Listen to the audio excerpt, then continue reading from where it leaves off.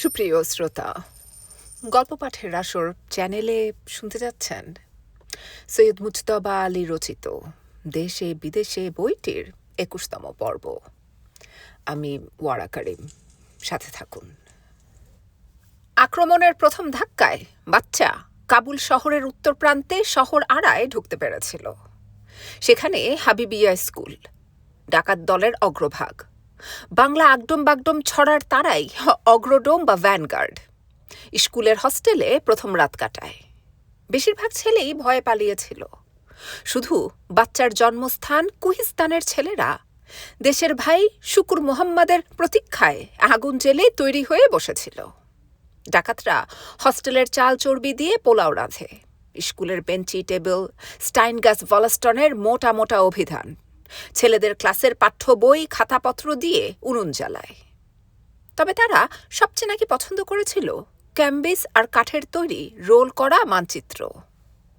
আমানুল্লাহ কাফির, পুঁথিপত্র কাফিরি, chair table কাফিরির সরঞ্জাম, এসব পুড়িয়ে নাকি তাদের পুণ্য সঞ্চয় হয়েছিল। ডাকাতদেরও ধর্মজ্ঞান আছে।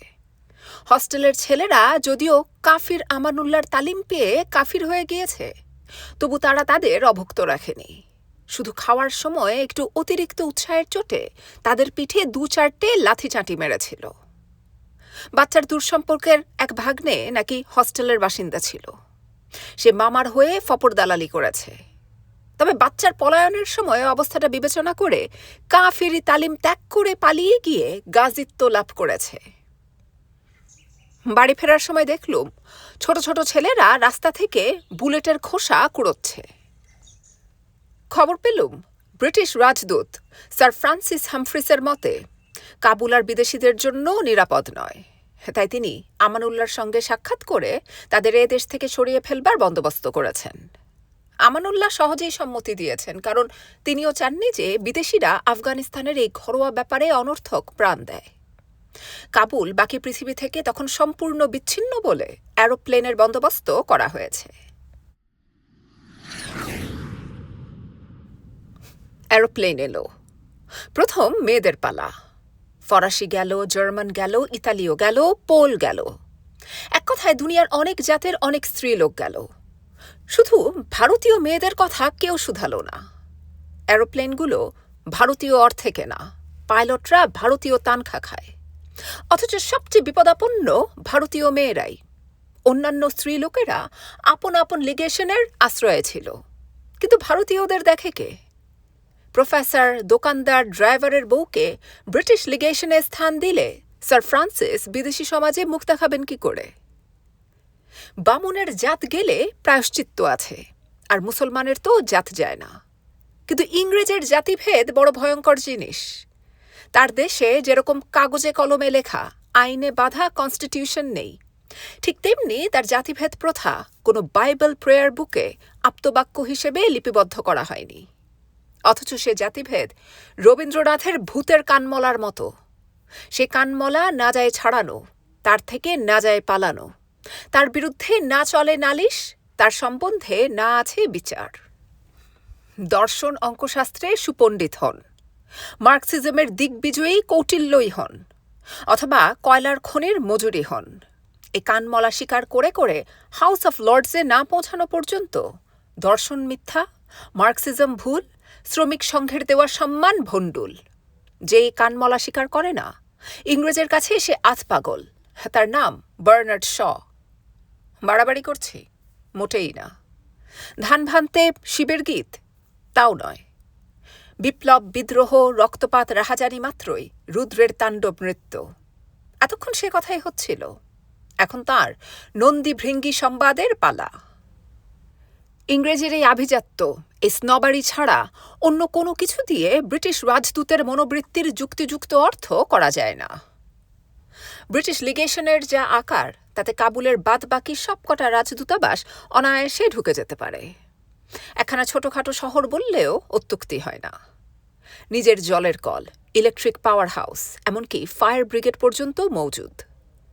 শীতকালে সাহেব সুবুদের খেলাধুলার জন্য চা বাগানের পাতা শুকোবার ঘরের মতো যে প্রকাণ্ড বাড়ি থাকে, তারই ভিতরে সমস্ত ভারতীয় আশ্রয় প্রার্থীর জায়গা হতে পারত। আহারাদি, ব্রিটিশ লিগেশন কাবুল থেকে পালিয়ে আসার সময় যে টিনের খাদ্য ফেলে এসেছিল তাই দিয়ে মেয়েদের পাকা 6 মাস চলতে পারত।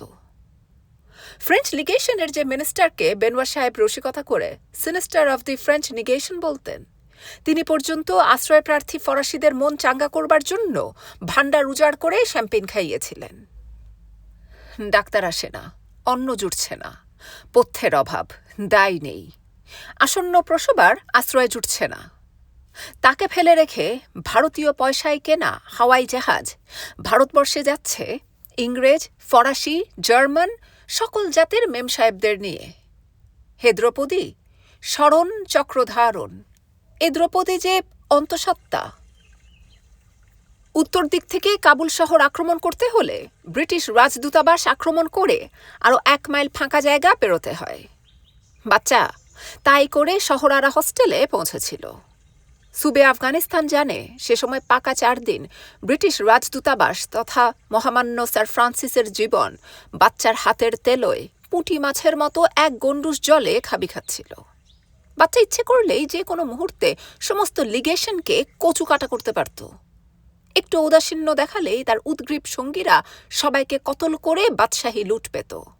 কিন্তু তস্কর পুত্র অভিজাত তনয়ের প্রাণ দান করল।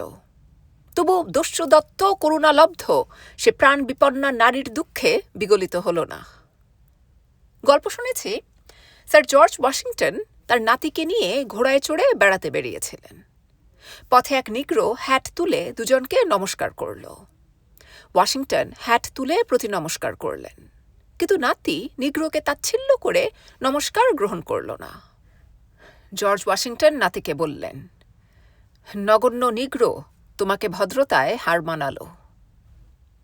দয়া দাক্ষিণ্যে করুণা ধর্মে মহামান্য সম্রাটের অতিমান্য প্রতিভু his excellency lieutenant colonel sir ফ্রান্সিসকে হার মানালো ডাকুর বাচ্চা। চিরকুট পেলুম, দেমিদফ লিখেছেন রাশিয়ান এম্বাসিতে যেতে। এরকম চিঠি আর কখনো পাইনি, কারণ কোনো কিছুর দরকার হলে তিনি নিজেই আমার বাড়িতে উপস্থিত হতেন। চেহারা দেখেই বুঝলুম কিছু একটা হয়েছে। দৌড়ের গোড়াতেই বললুম, কি হয়েছে বলুন। দেমিদফ কোনো উত্তর না দিয়ে আমাকে ঘরে এনে বসালেন। মুখোমুখি হয়ে বসে 2 হাত 2 জানুর উপর রেখে সোজা মুখের দিকে তাকিয়ে বললেন, বালশভ মারা গিয়েছেন। আমি বললুম, কি? দেমিদফ বললেন, আপনি জানতেন যে বিদ্রোহ আরম্ভ হতেই বালশভ নিজের থেকে আমানুল্লাহর কাছে উপস্থিত হয়ে বাচ্চায় সাকাওয়ের দলের উপর এরোপ্লেন থেকে বোমা ফেলার প্রস্তাব করেন। কাল বিকেলে আমি ভাবছি বালশভ কিছুতেই মরতে পারে না, অবিশ্বাস্য। কাল বিকেলে অন্য দিনের মতো বোমা ফেলে এসে অ্যাম্বাসির ক্লাব ঘরে দাবা খেলতে বসেছিলেন। ব্রিচেসের পকেটে ছোট্ট একটি পিস্তল ছিল। বাঁ হাত দিয়ে ঘুঁটি চালাচ্ছিলেন, ডান হাত পকেটে রেখে পিস্তলের ঘোড়াটা নিয়ে খেলা করছিলেন। জানেন তো বালশভের স্বভাব, কিছু একটা নাড়াচাড়া না করে বসতে পারতেন না। হঠাৎ ট্রিগারে একটু বেশি চাপ পড়াতেই গুলি পেটের ভিতর দিয়ে হৃৎপিণ্ডের কাছে পর্যন্ত চলে যায়। ঘণ্টা 6 বেঁচেছিলেন, ডাক্তার কিছু করতে পারলেন না। আমার তখনও কিছুতেই বিশ্বাস হচ্ছে না বালশভের মতো বটগাছ কি করে বিনা ঝড়ে পড়ে যেতে পারে। এত লড়াই লড়ে এত জখম কাটিয়ে উঠে শেষে নিজের হাতে।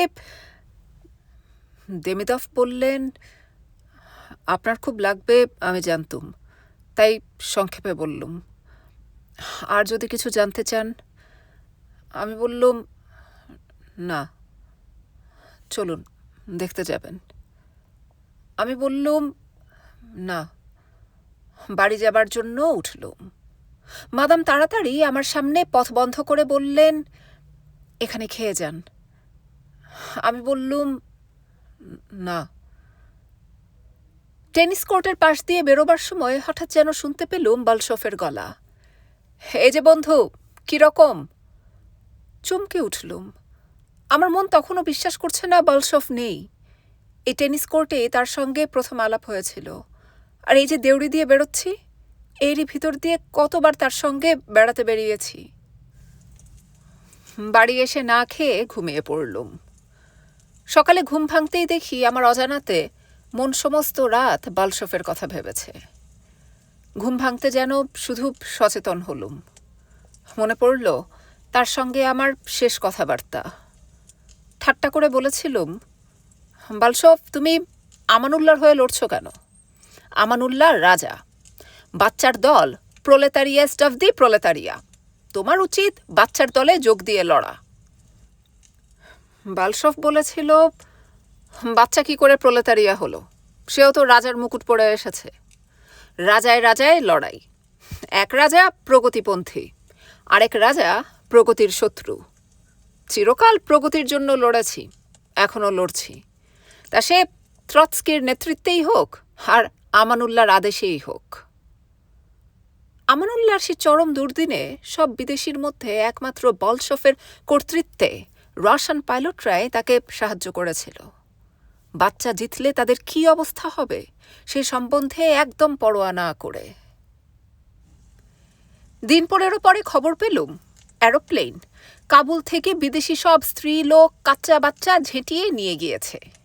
বিদেশি বলতে এখন বাকি শুধু ভারতীয়।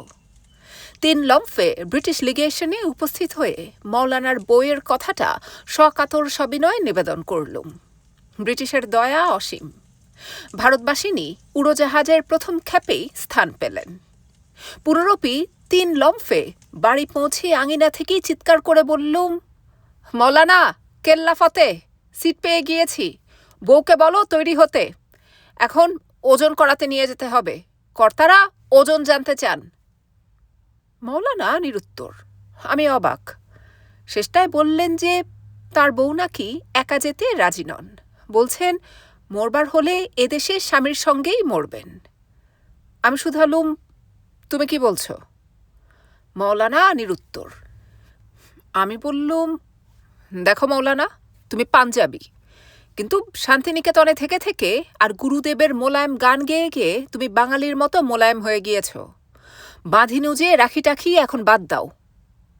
মৌলানা তবু নিরুত্তর। চটে গিয়ে বললুম, তুমি হিন্দু হয়ে গিয়েছ, তাও আবার 1810 সালের। সতীদাহে বিশ্বাস করো।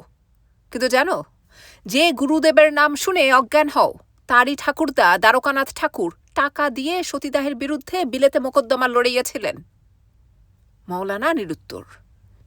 এবারে বললুম, শোনো ব্রাদার, এখন ঠাট্টামশ করার সময় নয়, কিন্তু ভেবে দেখো তোমার বউয়ের কবে বাচ্চা হবে তার হিসেব টিসেব রাখোনি। না হয় বদ্যি পেলুম ধাই পেলুম, কিন্তু যদি বাচ্চা হওয়ার পর তোমার বউয়ের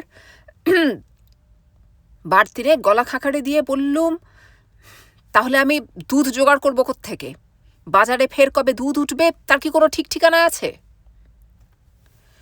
মৌলানা বউয়ের কাছে গেলেন। আমি বাইরে দাঁড়িয়ে অল্প অল্প কান্নার শব্দ শুনতে পেলুম। মৌলানা বেরিয়ে এসে বললেন, রাজি হচ্ছেন না। তখন মৌলানাকে বাইরে রেখে ভিতরে গেলুম। বললুম, আপনি যে মৌলানাকে ছেড়ে যেতে চাইছেন না তার কারণ যে আমি বুঝতে পারছি না তা নয়, কিন্তু ভেবে দেখুন তো, আপনার না যাওয়াতে তার কোনো অসুবিধা হচ্ছে না তো? আপনি যদি চলে যান তবে তিনি যেখানে খুশি কোনো ভালো জায়গায় গিয়ে আশ্রয় নিতে পারবেন। শুধু তাই নয়, অবস্থা যদি আরও খারাপ হয় তবে হয়তো তাঁকেও এদেশ ছাড়তে হবে। আপনি না থাকলে তখন তার পক্ষে সব কিছুই অনেক সহজ হয়ে যাবে। এসব কথা তিনি আপনাকে কিছুই বলেননি, কারণ এখন তিনি নিজের কথা আদপেই ভাবছেন না। ভাবছেন শুধু আপনার মঙ্গলের কথা। আপনি তার স্ত্রী, আপনার কি এদিকে খেয়াল করা উচিত নয়? ওকালতি করছি আর ভাবছি মৌলানার যদি ছেলে হয় তবে তাকে ব্যারিস্টারি পড়াবো, মেয়ে হলে আমানুল্লাহর মায়ের হাতে সঁপে দেব। ওষুধ ধরল, ভারত নারীর শ্মশান চিকিৎসা, স্বামীর স্বার্থের দোহাই পাড়া। পরদিন সকালবেলা মৌলানা বউকে নিয়ে অ্যারোড্রোমে গেলেন। বিপদ আপদ হলে আব্দুর রহমানের কাঁধ কাজে লাগবে বলে সেও সঙ্গে গেল। আমি রইলুম বাড়ি পাহারা দিতে। দিন পরিষ্কার ছিল বলে ছাদে দাঁড়িয়ে দেখলুম পূব থেকে প্রকাণ্ড ভিকার্স বমার এলো, নামলো, ফের পূব দিকে চলে গেল। মাটিতে আধ ঘন্টার বেশি দাঁড়ায়নি। কাবুল নিরাপদ স্থান নয়। জিয়াউদ্দিন ফিরে এসে মুখ ঝামর করে উপরে চলে গেলেন। আব্দুর রহমান বলল, মৌলানা সাহেবের বিবির জামা কাপড় দেখে পাইলট বলল যে এরোপ্লেন যখন আসমানে অনেক উপরে উঠবে তখন ঠান্ডায় তার পা জমে যাবে, তাই বোধহয় তারা সঙ্গে খড় এনেছিল। মৌলানা সাহেব সেই খড় দিয়ে তার বিবির 2 পা বেশ করে পেঁচিয়ে দিলেন। দেখে মনে হলো যেন খড়ে জড়ানো বিলিতি সিরকার বোতল। সব মেয়েদেরই পা এরকম কায়দায় সফর দুরস্ত করতে হলো। আমরা দেউড়িতে দাঁড়িয়ে দাঁড়িয়ে কথা বলছিলাম। এমন সময় আমাদের সামনে দিয়ে একটা মড়া নিয়ে কয়েকজন লোক চলে যাচ্ছে দেখে আব্দুর রহমান হঠাৎ কথাবার্তা বন্ধ করে তাদের সঙ্গেই যোগ দিল। ভারবাহীরা আমার প্রতিবেশী কর্নেলের বাড়ির সামনে গিয়ে দাঁড়ালো। আব্দুর রহমান কড়া নাড়ল। দরজা খোলার সঙ্গে সঙ্গেই নারী কণ্ঠের তীক্ষ্ণ আর্ত ক্রন্দন ধ্বনি যেন তীরের মতো বাতাস ছেড়ে আমার কানে এসে পৌঁছল। মড়া দরজা দিয়ে বাড়িতে ঢোকাতে যতক্ষণ সময় লাগলো ততক্ষণ গলার পর গলা সে আর্তনাদে যোগ দিল। চিৎকারে চিৎকারে মানুষের বেদনা যেন সপ্তম স্বর্গে ভগবানের পায়ের কাছে পৌঁছতে চাইছে। কান্না যেন হঠাৎ কেউ গলা টিপে বন্ধ করে দিল। মড়া বাড়িতে ঢোকানো হয়েছে, দরজা বন্ধ করে দেওয়া হয়েছে। সেই নিস্তব্ধতা তখন যেন আমাকে কান্নার চেয়ে আরও বেশি অভিভূত করে ফেলল। আমি ছুটে গিয়ে মৌলানার ঘরে ঢুকলুম। আব্দুর রহমান এসে খবর দিল কর্নেল লড়াইয়ে মারা গিয়েছেন। মৌলানা 2 হাত তুলে দোয়া পড়তে আরম্ভ করলেন। আব্দুর রহমান আর আমি যোগ দিলুম। দোয়া শেষে মৌলানা বললেন, লড়াইয়ে যাবার আগে কর্নেল আমাদের দোয়া মাংতে এসেছিলেন। আমাদের উপর এখন তার হক আছে। তারপর মৌলানা অজু করে কুরআন শরীফ পড়তে আরম্ভ করলেন। দুপুরবেলা মৌলানার ঘরে গিয়ে দেখি কুরআন পড়ে পড়ে তার চেহারা অনেকটা শান্ত হয়ে গিয়েছে। আসন্ন প্রসবা স্ত্রীর বিরহ ও তার সম্বন্ধে দুশ্চিন্তা মন থেকেই কেটে গিয়েছে। কর্নেলের প্রতি আমার মনে শ্রদ্ধা জাগল। কোনো কোনো মানুষ মরে গিয়েও অন্যের মনে শান্তির উপলক্ষ হয়ে যান। কিন্তু আমার মনে খেদও জেগে রইল যে মানুষটিকে 5 মিনিটের জন্য চিনেছিলুম, তার মৃত্যুতে মনে হলো যেন একটি শিশু সন্তান অকালে মারা গেল। আমাদের পরিচয় তার পরিপূর্ণতা পেল না।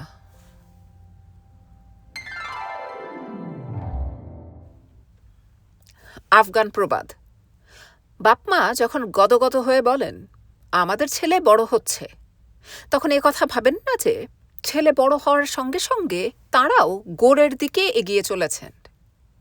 আমানুল্লাহ শুধু তার প্রিয় সংস্কার কর্মের দিকে নজর রেখেছিলেন। লক্ষ্য করেননি যে সঙ্গে সঙ্গে তার রাজত্বের দিনও ফুরিয়ে আসছে। কিন্তু শুধু আমানুল্লাহকে দোষ দিয়ে লাভ নেই।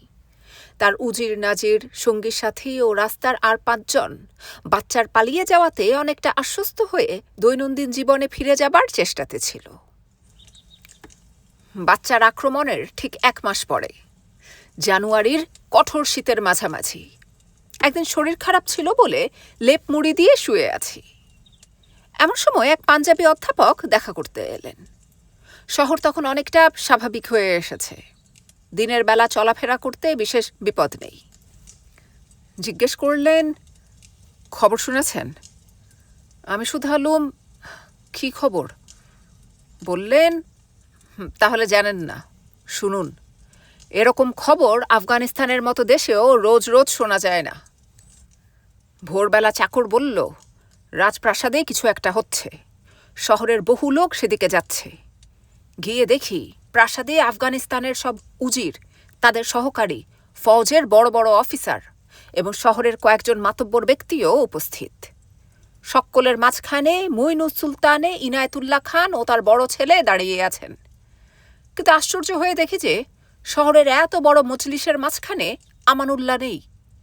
কাউকে জিজ্ঞেস করবার আগেই এক ভদ্রলোক, খুব সম্ভবত রাইসে শুরাই মানে প্রেসিডেন্ট অফ দি কাউন্সিল হবেন, একখানা ফরমান পড়তে আরম্ভ করলেন।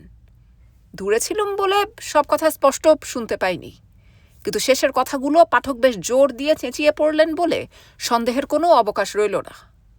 আমানুল্লাহ সিংহাসন ত্যাগ করেছেন ও বড় ভাই মুইনুস সুলতানে ইনায়েতুল্লাহকে সিংহাসন গ্রহণ করতে অনুরোধ করেছেন। আমি উত্তেজিত হয়ে জিজ্ঞেস করলুম, হঠাৎ কেন, কি হয়েছে? শুনুন, ফরমান পড়া শেষ হলে কাবুলের এক মাতব্বর ব্যক্তি আফগানিস্তানের পক্ষ থেকে ইনায়েতুল্লাহকে সিংহাসন গ্রহণ করতে অনুরোধ করলেন। তখন ইনায়েতুল্লাহ অত্যন্ত শান্ত এবং নির্জীব কণ্ঠে যা বললেন তার অর্থ মোটামুটি এই দাঁড়ায় যে তিনি কখনো সিংহাসনের লোভ করেননি। 10 বছর পূর্বে যখন নাসরুল্লাহ আমানুল্লাহ রাজ্য নিয়ে প্রতিদ্বন্দ্বিতা হয়, তখনও তিনি অযথা রক্তক্ষয়ের সম্ভাবনা দেখে আপন অধিকার ত্যাগ করেছিলেন। অধ্যাপক দম নিয়ে বললেন, তারপর ইনায়েতুল্লাহ যা বললেন সে অত্যন্ত খাঁটি কথা। বললেন, দেশের লোকের মঙ্গল চিন্তা করেই আমি একদিন ন্যায্য সিংহাসন গ্রহণ করিনি। আর যদি দেশের লোক মনে করেন যে আমি সিংহাসন গ্রহণ করলে দেশের মঙ্গল হবে, তবে আমি শুধু সেই কারণেই সিংহাসন গ্রহণ করতে রাজি আছি। আমি বললুম, কিন্তু আমানুল্লাহ? অধ্যাপক বললেন, তখন খবর নিয়ে শুনলুম আমানুল্লাহর ফৌজ কাল রাত্রে লড়াই হেরে গিয়ে পালিয়েছে। খবর ভোরের দিকে আমানুল্লাহর কাছে পৌঁছয়। তিনি তৎক্ষণাৎ ইনায়েতুল্লাহকে ডেকে সিংহাসন নিতে আদেশ করেন। ইনায়েতুল্লাহ নাকি অবস্থাটা বুঝে প্রথমটায় রাজি হননি। তখন নাকি আমানুল্লাহ তাকে পিস্তল তুলে ভয় দেখালে তিনি রাজি হন। আমানুল্লাহ ভোরের দিকে মোটরে করে কান্দাহার রওনা হয়েছেন। যাবার সময় ইনায়েতুল্লাহকে আশ্বাস দিয়ে গিয়েছেন, পিতৃপিতামহের দুর্রানী ভূমি কান্দাহার তাকে নিরাশ করবে না। তিনি শীঘ্রই ইনায়েতুল্লাহকে সাহায্য করার জন্য সৈন্য নিয়ে উপস্থিত হবেন। আমানুল্লাহ তাহলে শেষ পর্যন্ত পালালেন। চুপ করে অবস্থাটা হৃদয়ঙ্গম করার চেষ্টা করতে লাগলুম। অধ্যাপক হেসে বললেন, আপনি তো টেনিস খেলায় ইনায়েতুল্লাহর পার্টনার হন। শুনেছি তিনি তার বিরাট বপু নাড়াচাড়া করতে পারেন না বলে আপনি কোর্টের 12 আনা জমি সামলান। এইবার আপনি আফগানিস্তানের 12 আনা না হোক, অন্তত 2-4 আনা চেয়ে নিন। আমি বললুম, তা তো বটেই, কিন্তু বাচ্চার বুলেটের অন্তত 2-4 আনা ঠেকাবার ভার তাহলে আমার উপর পড়বে না তো? অধ্যাপক বললেন, তওবা তওবা, বাচ্চা এখন আর লড়বে কেন বলুন? তার কাছে ইত্যবসরে শোর বাজারের হাজরাত আর সর্দার ওসমান খান ইনায়েতুল্লাহর পক্ষ থেকে খবর নিয়ে গিয়েছেন যে কাফির আমানুল্লাহ যখন সিংহাসন ত্যাগ করে পালিয়েছে, তখন আর যুদ্ধবিগ্রহ করার কোনো অর্থ হয় না। বাচ্চা যেন বাড়ি ফিরে যান, তার সঙ্গে ইনায়েতুল্লাহর কোনো শত্রুতা নেই। অধ্যাপক চলে গেলে পর আমি বাড়ি থেকে বেরিয়ে আর্কের দিকে চললুম। এবারে শহরের দৃশ্য আরও অদ্ভুত। বাচ্চার প্রথম ধাক্কার পর তবু কাবুল শহরের রাজা ছিলেন। তিনি দুর্বল না সবল সাধারণ লোকে জানত না বলে রাজদণ্ডের মর্যাদা তখনও কিছু কিছু ছিল, কিন্তু এখন যেন আকাশে বাতাসে অরাজকতার বিজয় লাঞ্ছন অঙ্কিত। যারা রাস্তা দিয়ে চলেছেন তারা স্পষ্টত কাবুল বাসিন্দা নয়। তাদের চোখে মুখে হত্যা লুণ্ঠনের প্রতীক্ষা আর লুক্কায়িত নয়। এরা সব দল বেঁধে চলেছে। কেউ কোথাও একবার আরম্ভ করলে এদের আর ঠেকানো যাবে না। ঘণ্টাখানেক ঘোরাঘুরি করলুম, কিন্তু একটি পরিচিত লোককে দেখতে পেলুম না। তখন ভালো করে লক্ষ্য করলুম যে প্রায় সবাই দল বেঁধে চলেছে। ভিখারি আতুর ছাড়া একলা একলি আর কেউ বেরোয়নি। খাঁটি খবর দিতে পারে এমন একটি লোক পেলুম না। আভাসে আন্দাজে বুঝলুম ইনায়েতুল্লাহ আর্কের ভিতর আশ্রয় নিয়ে দুর্গ বন্ধ করেছেন। আমানুল্লাহর কি পরিমাণ সৈন্য ইনায়েতুল্লাহর বশ্যতা স্বীকার করে দুর্গের ভিতরে আছে তার কোনো সন্ধান পেলুম না। দোস্ত মুহাম্মদ আমানুল্লাহর হয়ে লড়তে গিয়েছেন জানতুম, তাই 1 মাস ধরে তার বাড়ি বন্ধ ছিল। ভাবলুম এবার হয়তো ফিরেছেন, কিন্তু সেখানে গিয়েও নিরাশ হতে হলো। বাড়ি ফিরে দেখি মৌলানা তখনও আসেননি, তাই পাকাপাকি খবরের সন্ধানে মীর আসলামের বাড়ি গেলুম। বুড়ো আবার সে পুরনো কথা দিয়ে আরম্ভ করলেন, যখন কোনো দরকার নেই তখন এই বিপজ্জনক অবস্থায় ঘোরাঘুরি করি কেন? আমি বললুম, সামলে কথা বলবেন স্যার। জানেন বাদশাহ আমার পার্টনার। 4টিখানি কথা নয়, আপনার কি চাই বলুন, যা দরকার বাদশাহকে বলে করিয়ে দেব। মীর আসলাম অনেকক্ষণ ধরে হাসলেন, তারপর বললেন, ফার্সিতে একটা প্রবাদ আছে জানো, রাজত্ব বধূরে যেই করে আলিঙ্গন, তীক্ষ্ণধার অসি পরে সে দেয় চুম্বন। কিন্তু তোমার বাদশা অদ্ভুত।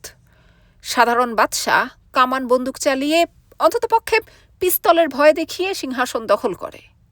তোমার বাদশা ইনায়েতুল্লাহ পিস্তলের ভয় পেয়ে কাঁপতে কাঁপতে সিংহাসনের উপরে গিয়ে বসলেন। আমি বললুম, কিন্তু দেখুন, শেষ পর্যন্ত সিংহাসনে যার হক ছিল তিনিই বাদশা হলেন। কাবুলের লোকজন তো আর ভুলে যায়নি যে ইনায়েতুল্লাহ শহীদ বাদশাহ হাবিবুল্লাহর বড় ছেলে। মীর আসলাম বললেন, সে কথা ঠিক, কিন্তু হকের মাল এত দেরিতে পৌঁছেছে যে এখন সে মালের উপর আরও 5 জনের নজর পড়ে গিয়েছে। শুনেছ বোধ হয় শোর বাজারের হাজরাত বাচ্চাকে ফেরাতে গিয়েছেন। তোমার কি মনে হয়? আমি বললুম, ইনায়েতুল্লাহ তো আর কাফির নন, বাচ্চা ফিরে যাবে। মীর আসলাম বললেন, শোর বাজারের হজরতকে চেনো না, তাই এ কথাটা বললে। তিনি আফগানিস্তানের সবচেয়ে বড় মোল্লা। আমানুল্লাহ বিদ্রোহের গোড়ার দিকে তাকে জেলে পুড়েছিলেন, সাহস সঞ্চয় করে ফাঁসি দিতে পারেননি। আজ শোর বাজার স্বাধীন, কিন্তু ইনায়েতুল্লাহ বাদশা হলে তার কি লাভ?